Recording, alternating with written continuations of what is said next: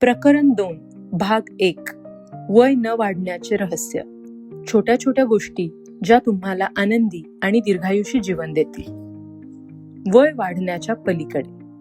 गेल्या शतकापासून आपण आपल्या आयुर्मानामध्ये दरवर्षी 0.3 वर्ष वाढवत आलो आहोत. असा विचार करा की समजा आपल्याकडे असं तंत्रज्ञान असतं ज्यामुळे आपलं आयुर्मान दरवर्षी 1 वर्षाने वाढलं असतं तर? असं झालं तर आपण वय वाढण्याच्या गतीला मागे टाकून जीवशास्त्राच्या सिद्धांताप्रमाणे अमर होऊ. भविष्याविषयी प्रचंड सकारात्मक असलेल्या रे कुर्झवेल आणि ओब्रेय द ग्रे यांना असं वाटतं की वेगावर मात करण्याची ही कला आपण येत्या दशकामध्ये साध्य करू. तर काही शास्त्रज्ञ असं मानतात की आपण यावर कधीच पूर्णपणे मात करू शकणार नाही. आपण तंत्रज्ञानामध्ये कितीही प्रगती केली तरीही आपण आयुर्मान एका प्रमाणाच्या बाहेर कधीच वाढवू शकणार नाही. काही वैद्यकीय तज्ज्ञ असं मानतात की वयाच्या 120 वर्षानंतर आपल्या शरीरामध्ये नवीन पेशी निर्माण होण्याची प्रक्रियाच बंद होते. सक्रिय मन, तरुण शरीर. स्वस्थ शरीरामध्ये स्वस्थ मन ही प्राचीन म्हण खरंच खूप अर्थपूर्ण आणि विचार करायला लावणारी आहे. या म्हणीतून आपल्याला हेच समजतं की मन आणि शरीर हे दोन्हीही तितकेच महत्वाचे आहेत. या दोन्हींचं आरोग्य हे एकमेकांवर अवलंबून आहे. याचा अर्थ असा होतो की तरुण राहण्यासाठी तुमचं मन सक्रिय आणि खुलं असणं हे अतिशय महत्वाचं आहे. उत्साही मन तुम्हाला नेहमीच चिरतरुण ठेवतं आणि वय वाढल्याची चिन्हही कमी प्रमाणात दिसतात. ज्याप्रमाणे शारीरिक व्यायाम केला नाही तर त्याचे वाईट परिणाम आपल्या शरीरावर आणि उत्साहावर होतात, त्याचप्रमाणे मानसिक व्यायाम केला नाही तर त्यामुळे आपली न्यूरोलॉजिकल यंत्रणा कमकुवत व्हायला लागते आणि मग परिस्थितीला आणि वातावरणाला प्रतिक्रिया देण्याची आपली जी क्षमता आहे ती कमी होत जाते. त्यामुळेच मेंदूला व्यायाम देणं अत्यंत गरजेचं आहे. अमरत्व आणि ससा. असा विचार करा की दूरवर कुठेतरी एक बोर्ड लावला आहे ज्यावर एक आकडा लिहिला आहे. त्या आकड्या एवढं वय झाल्यावर तुमचा मृत्यू होणार आहे. तो बोर्ड तुमच्या भविष्यामध्ये आहे आणि तुम्ही त्या बोर्डच्या दिशेने यात्रा करत दरवर्षी त्या बोर्डच्या 1 वर्ष जवळ जात आहात. ज्यावेळी तुम्ही त्या बोर्डपाशी पोहोचाल त्या वर्षी तुमचा मृत्यू होणार आहे.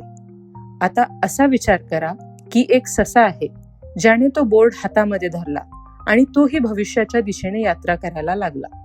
तुम्ही जेव्हा 1 वर्ष पुढे जाता तेव्हा तो ससाही अर्धवर्ष पुढे जातो. कालांतरानं तुम्ही त्या सशापर्यंत पोहोचाल आणि मृत्यू होईल. पण जर ससाही दरवर्षी 1 वर्ष पुढे जायला लागला तर काय होईल? त्याचा वेग दर वर्षाला 1 वर्षाचा असला तर तुम्ही कधीच सशापर्यंत पोहोचणार नाही आणि साहजिकच तुम्ही मरणारच नाही. ज्या वेगाने ससा भविष्यामध्ये चालत आहे ते म्हणजे आपलं तंत्रज्ञान. जेवढं आपण आपलं तंत्रज्ञान विकसित करू आणि आपल्या शरीराविषयी जास्त माहिती घेऊ तितकं आपण सशाला जोरात पुढे पाठवू शकतो. अमरत्व म्हणजे काय? तर आपण सशाला दरवर्षी 1 वर्ष किंवा त्यापेक्षा जास्त वेगाने चालायला लावू आणि आपण कधीच त्याच्यापर्यंत न पोहोचल्यामुळे अमर होऊ. मेंदूला आणि मनाला व्यायामाची गरज असतेच असं ठामपणे सांगणारे न्यूरोलॉजिस्ट शलोमो ब्रेझनाइट असं म्हणतात की मेंदू कायम तल्लख आणि कार्यक्षम ठेवायचा असेल तर त्याला व्यायाम मिळालाच पाहिजे. स्पॅनिश टेलिव्हिजनसाठी एडवर्ड पुनसेट यांना दिलेल्या मुलाखतीमध्ये ते असं म्हणाले होते की एखाद्यासाठी काय करणं चांगलं आहे आणि त्याला काय करावंसं वाटतं यामध्ये कायम एक द्विधा मनस्थिती असते. त्यामुळे तणाव निर्माण होतो. विशेषतः वयस्कर लोकांना कायम तेच करावंसं वाटतं जे ते आजपर्यंत करत आलेले असतात.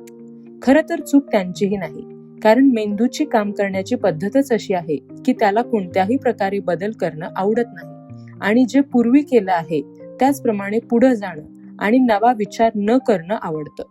त्याच प्रकारे काम करत राहिल्यामुळे ती चांगलीही होतात आणि ती आपोआपही होतात. याचे कार्यक्षमतेमध्ये आणि रोजच्या जीवनामध्ये कित्येक फायदेही असतात. त्यामुळे लोक दिनचर्या बदलण्यासाठी लगेच तयार होत नाहीत. त्यांना त्याच गोष्टी करत राहायला आवडतात. ही शृंखला तोडायची असेल तर मेंदूला कायम नवीन माहिती पुरवत राहायला हवी. जेव्हा मेंदूकडे काहीतरी नवीन माहिती येते तेव्हा मेंदू नवीन कनेक्शन्स निर्माण करतो आणि पुनर्जीवित होतो. म्हणूनच नेहमी काहीतरी नवीन करणं, बदलाला सामोरं जाणं खूप महत्वाचं आहे. यासाठीच जरी थोडंसं अवघड वाटलं, तणाव जाणवला, तरी आपल्याला आराम सीमेतून बाहेर येणं आवश्यक आहे. मेंदूला प्रशिक्षण दिल्याने काय काय फायदे होतात हे विज्ञानाने पुराव्यानिशी सिद्ध केलं आहे. कोलिन्स हेमिंग्वे आणि शलोमो ब्रेझनेट्स यांच्या maximum brain power challenging the brain for health and wisdom या पुस्तकामध्ये त्यांनी असं लिहिलं आहे की मानसिक प्रशिक्षणाचा फायदा विविध स्तरांवर होतो. ते असं म्हणतात की तुम्ही जेव्हा कोणतंही काम पहिल्यांदा करायला जाता तेव्हा ते तुम्हाला कठीण वाटतं. ते पूर्ण करताना तुम्हाला बरेच कष्ट पडतात. पण जेव्हा तेच काम तुम्ही दुसऱ्यांदा करायचा प्रयत्न करता तेव्हा आधीचं ट्रेनिंग काम करतं. त्यामुळे ते तुम्हाला जास्त कठीण वाटत नाही. तुम्हाला वाटतं की हे तर फारच सोपं आहे. खरं तर त्यावेळी हेच काम पहिल्या वेळेला करताना आलेला अनुभव आणि त्यावेळेला मिळालेलं प्रशिक्षण कामाला येतं. त्यामुळे त्या माणसाचा काम करतानाचा उत्साहही वाढतो आणि गुणवत्ताही. या सगळ्याचा परिणाम असा होतो की ते काम पूर्ण केल्यामुळे त्या माणसाची स्वप्रतिमाही अधिक उंचावते.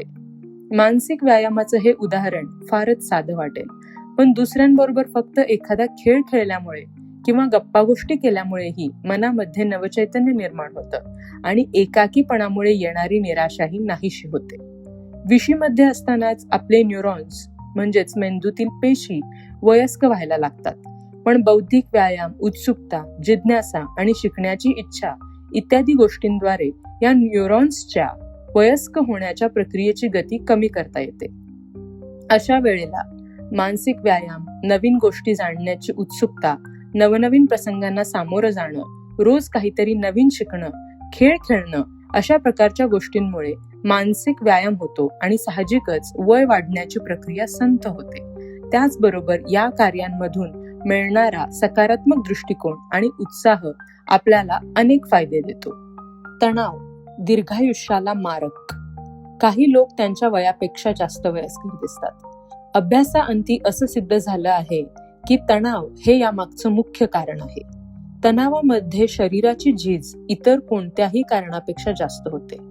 अमेरिकन इन्स्टिट्यूट ऑफ स्ट्रेस मॅनेजमेंटनं शरीराच्या अधःपतनाची ही प्रक्रिया अभ्यासली आणि असा निष्कर्ष काढला की जास्तीत जास्त शारीरिक आजारांचं मूळ कारण तणावच आहे.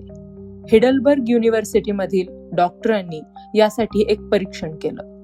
त्यामध्ये त्यांनी एका तरुण डॉक्टरांना मुलाखतीला पाठवलं.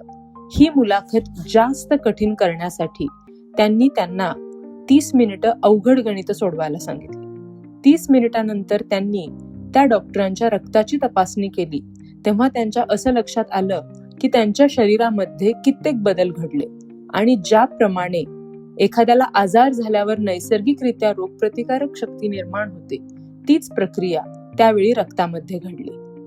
पण समस्या ही आहे की या रोगप्रतिकारक पेशी फक्त रोगावरच हल्ला करत नाहीत, तर त्या चांगल्या पेशींवर हल्ला चढवून त्यांनाही नष्ट करतात.